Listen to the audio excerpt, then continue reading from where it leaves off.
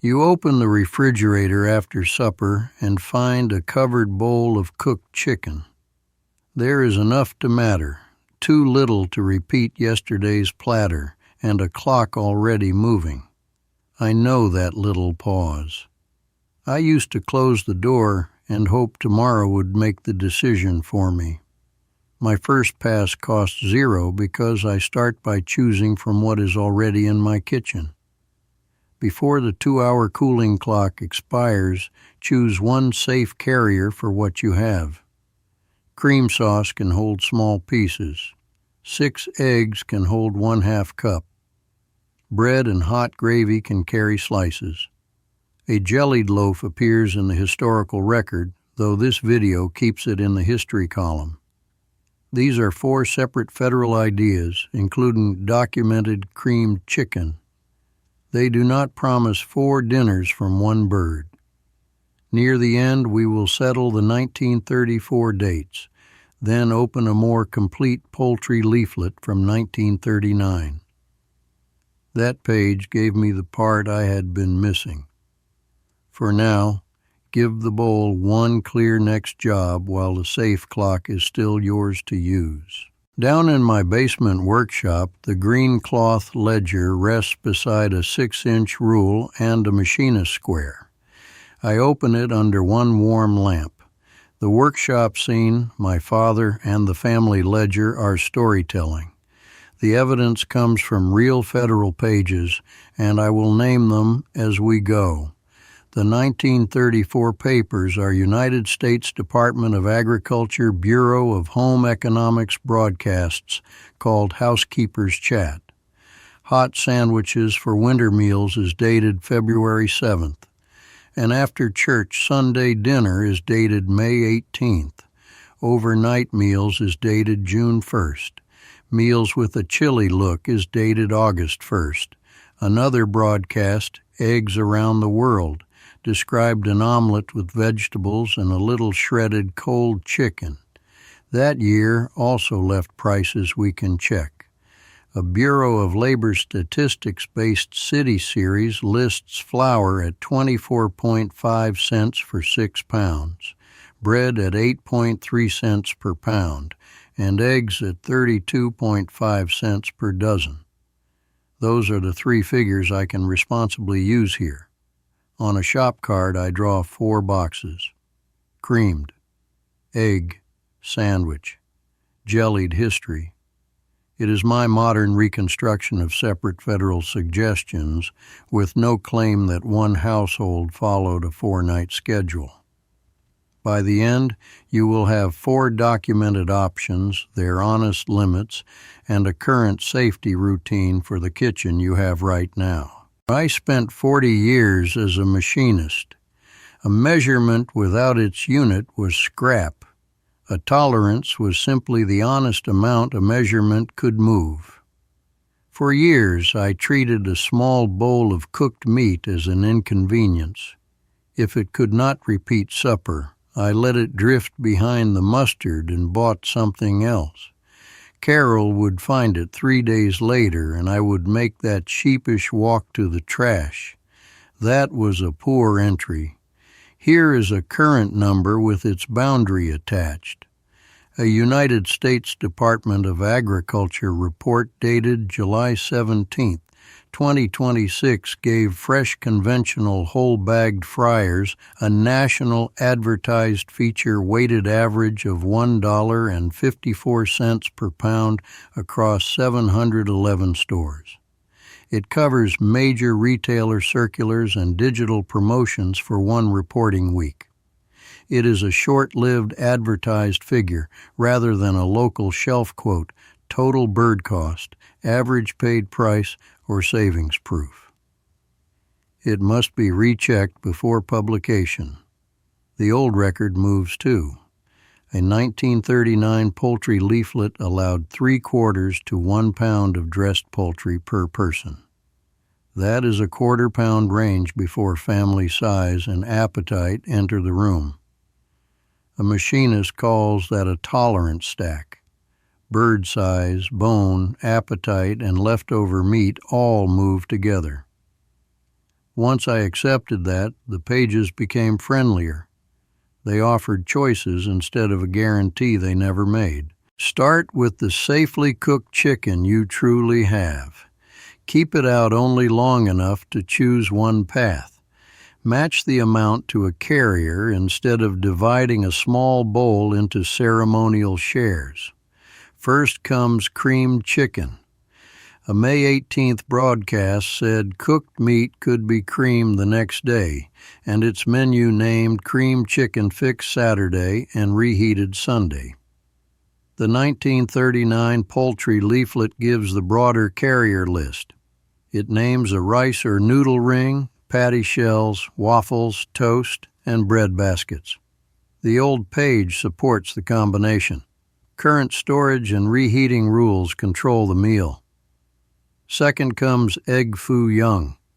Eggs around the world use 6 well-beaten eggs, 1 can of drained bean sprouts or mixed vegetables, 1/2 cup of cold shredded chicken or other meat, and 1/2 cup of shredded onion.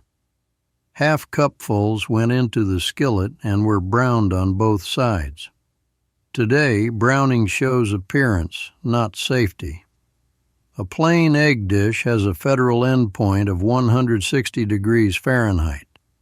This version also reheats cooked chicken, so use the more conservative leftover endpoint of 165 degrees Fahrenheit.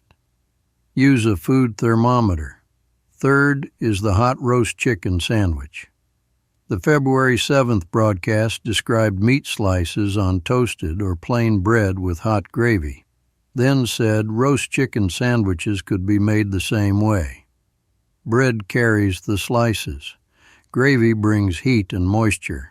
Take the chicken and other leftovers to 165 degrees Fahrenheit and bring gravy to a rolling boil. Fourth is a historical jellied meatloaf. The August 1st broadcast said chopped leftover chicken, veal, or ham could be used. That record's an idea, not a complete current formula. This video does not teach a present-day method for it. If fresh produce joins any dish, rinse it under running tap water. Scrub firm produce with a clean produce brush. The card now has one practical rule.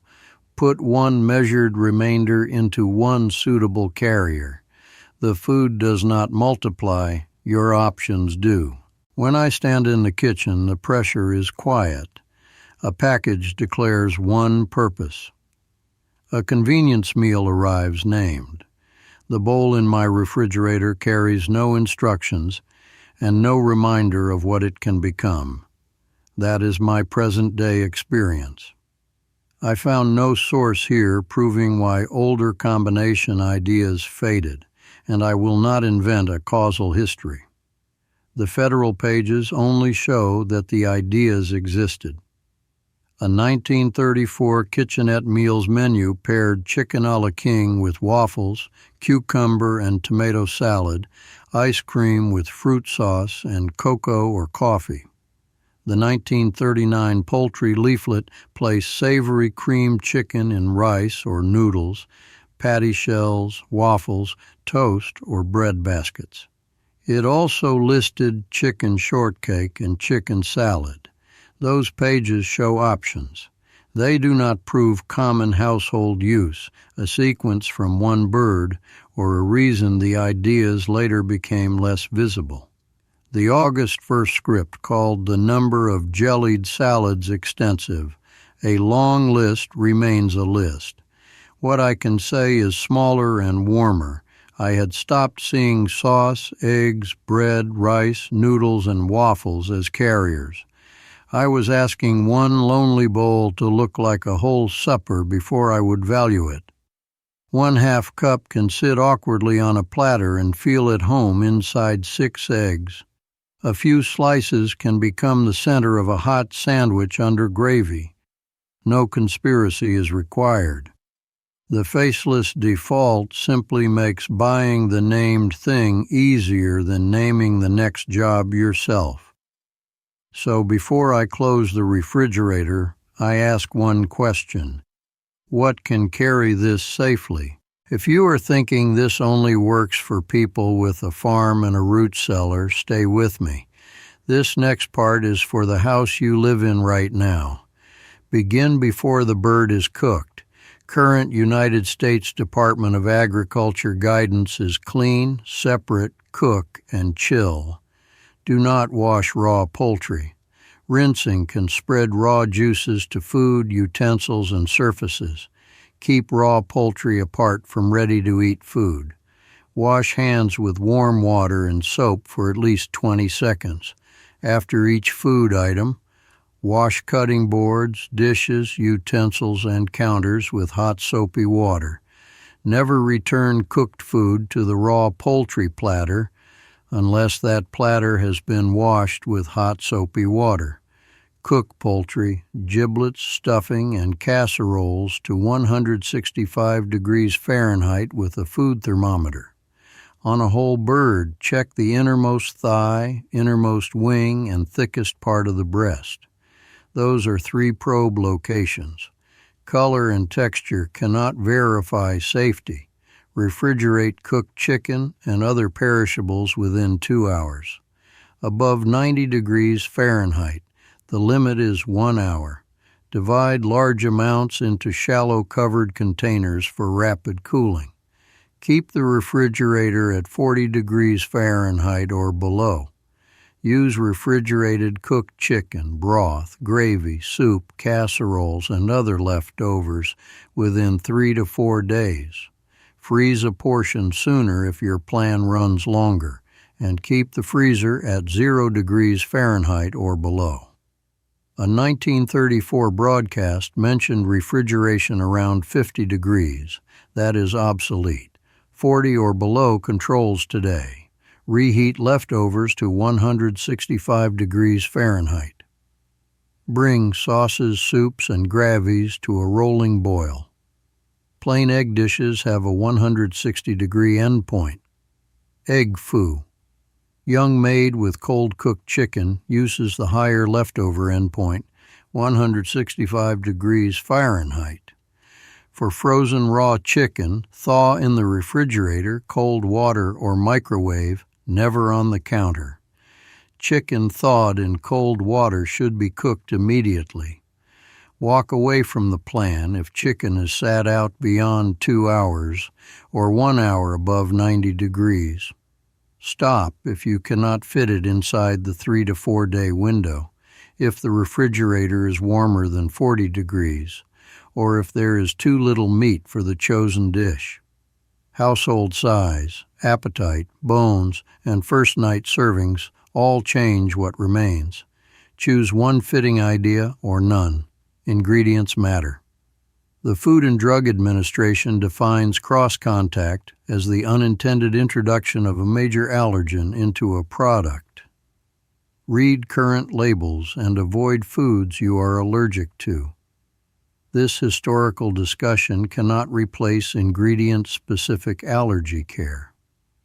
Pregnant people, young children, older adults, and people with weakened immune systems face higher foodborne illness risk. These groups need extra caution. This video does not give individual medical advice. This episode teaches no poultry canning. The current federal guide says pressure canning is the only recommended method for meat and poultry. Safety is the first line in the ledger, never the fine print. The Depression Household System is a separate implementation resource. It is a 74-page digital document with 30 food-stretching recipes and 52 Saturday actions. It costs $17 once. There is no app and no subscription. You will find it at grandpasledger.com and in the description below. The offer carries no promise about what any household will save. Stay here. First, I will settle the 1934 sequence. Then we will open one July 1939 leaflet that gathers the handling logic in a single place. The 1934 trail is now settled. February 7th gives the hot roast chicken sandwich. May 18th gives next day creamed meat and its creamed chicken menu. June 1st repeats creamed chicken. August 1st gives the jellied loaf.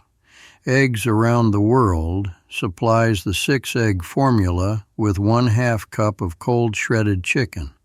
Separate broadcasts, separate possibilities. Then I turn to the larger page I had saved for last. It is Poultry Cooking, issued by the United States Department of Agriculture Bureau of Home Economics in July 1939. This leaflet begins farther back before the leftover bowl exists. It allowed 3/4 to 1 pound of dressed chicken, guinea, or turkey per person. That was a historical allowance with a wide range, not a promise for a household today.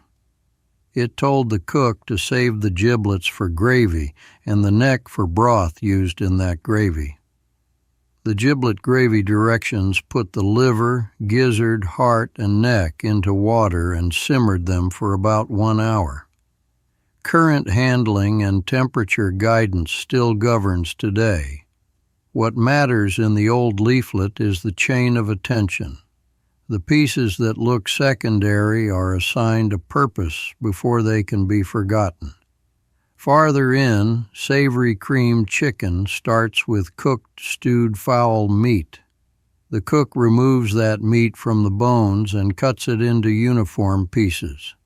Then the recipe says to measure the broth, expecting about 1 quart. The finished creamed chicken could sit in a rice or noodle ring, in patty shells, on waffles, on toast, or in bread baskets. Other pages add chicken shortcake and chicken salad. That is the fresh payoff. The reveal is not a named 1934 method, but a complete handling logic gathered in one primary leaflet. Allow for the bird. Keep useful parts. Make broth and gravy. Remove cooked meat cleanly. Cut it evenly. Measure what you have. Choose a carrier that fits. I run my finger down a fictional line in the green ledger and read it aloud. Give every useful piece its next address before supper is cleared. That sentence is storytelling written for this episode. The real evidence is the July 1939 federal leaflet with its 3/4 to 1 pound allowance, about 1 hour of simmering, about 1 quart of broth, and its many creamed chicken carriers. It never calls this a 1934 method. It never promises 1 bird, 4 dinners, universal practice, or savings. Its gift is more durable. One careful leaflet shows the bird moving from allowance to useful parts, to broth, to measured cooked meat, to the table again. I close the archive scan and leave the green ledger open for another minute. The little bowl in the refrigerator no longer feels like a failed supper. It feels like a decision I can make calmly. That is quiet competence. You check the amount, the 2-hour clock, the 40-degree refrigerator, the thermometer, and the people at your table. A historical page offers an idea. Guidance gives it safe edges. I am 68 now. After 40 years around lathes, I trust a method when I can see where it ends. The 4 broadcasts gave us separate choices. The 1939 leaflet gave us the fuller handling logic. Neither has to carry a prettier claim. Here is my small ask. In the comments, name just 1 carrier you already have for cooked chicken. Cream sauce, eggs, bread, rice, or something else. 1 or 2 words is enough. I read every one. What did 1930s household guides actually say about keeping kitchen knives sharp? This is not a channel. It is a family ledger, reopened, 1 entry at a time.